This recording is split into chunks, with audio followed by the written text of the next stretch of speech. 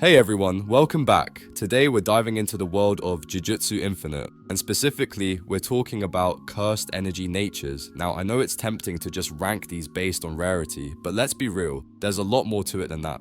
Sure, rarer techniques often come with more power, but there are plenty of factors that make a technique truly shine. We're not just looking at the shiny gold ones, it's all about how you combine these powers and which ones work best together.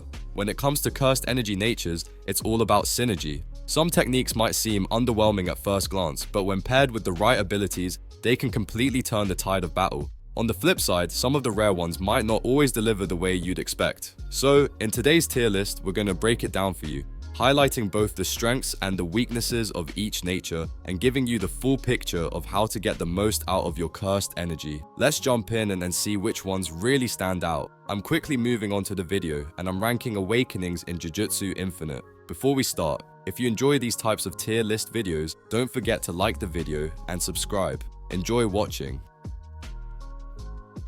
A very small portion of the audience is subscribed to the channel. Please don't forget to subscribe if you like these types of videos. Thanks. The awakenings in this tier are, in order from top left to bottom right, Steel Arms, Flesh Arms, and Energy Horns. Let's talk about the C tier awakenings in Jujutsu Infinite. The ones that you might think are great at first, but quickly become more meh the more you dig into them. You know the ones. They sound good on paper, but when you actually get them in the game, you might be wondering if you should have spent your points elsewhere. So grab your gear and let's break down these awakenings. First up, we've got Steel Arms. This one boosts your left mouse button LMB attacks by 5% when you're rocking cursed tools. On paper, a 5% damage boost sounds like it could be a nice little perk, right? But here's the catch, it's just a small bump. The 5% is pretty underwhelming, especially when compared to other awakenings that offer way more impactful benefits. I mean, would you rather have a slight increase in damage or something like burn scars for that sweet mobility? You can probably guess which one's going to be more fun to play with. Next, let's take a look at Flesh Arms. This one boosts LMB and heavy attack damage by 20% during PvE battles. Sounds pretty strong, right? I mean, who wouldn't want a solid damage buff? But here's the kicker, it only works on mobs. Not bosses, not NPCs, and definitely not in PvP. That means all that extra damage you're stacking only applies to those annoying little enemies you face while grinding in PvE. For a PvE farmer, sure, it's not a bad pick, but if you're looking to crush bosses or take down players in PvP, you'll be disappointed with how limited this one is. Speaking of limitations, let's talk about Energy Horns. This one gives you a 20% boost in focus gain for your LMB and heavy attacks. Again, just during PvE battles. So instead of boosting your damage, it boosts how quickly you build focus, which sounds cool if you're all about that ability uptime. But just like Flesh Arms, it only works in PvE. And it's all about focus gain, not actual damage. If you're more into dishing out damage or going full throttle in PvP, you're not going to get much love from this one. Now, I'm not saying these awakenings are totally useless. In fact, they do serve a purpose, especially for players who like focusing on PvE or farming. But let's be real, there are way better options out there for those looking to really power up.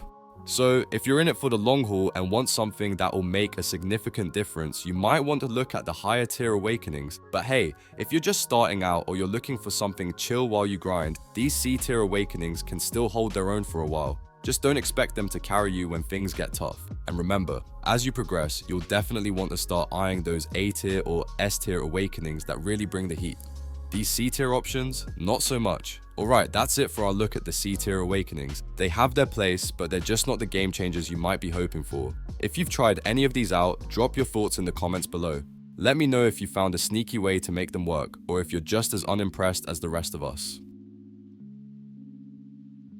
The awakenings in this tier are, in order from top left to bottom right, Energy Halo and Burn Scars. Alright, let's dive right into some of the awakening choices in Jujutsu Infinite that can really give you that extra edge in combat. Today, we're talking about B tier awakening, and we're starting with Energy Halo. This one's a bit of a hidden gem if you like to focus on quick and steady damage. It boosts your damage by 10%, which is always welcome, but the real kicker is that it enhances the animation of the Divergent Fist technique. If you're not constantly switching between weapons and prefer using your fists with a bit of Black Flash action, this one is a solid choice.